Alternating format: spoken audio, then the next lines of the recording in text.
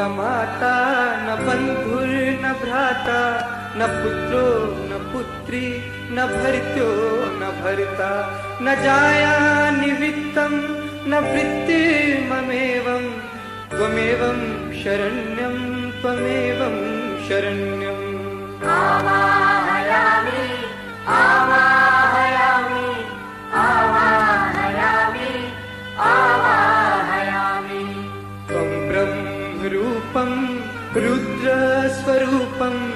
विष्णुस्वरूपं देवस्वरूपम् आत्मस्वरूपं ब्रह्मस्वरूपं गुरुत्वं शरण्यं गुरुत्वं शरण्यम् आवाहयामि आवाहयामि आवाहयामि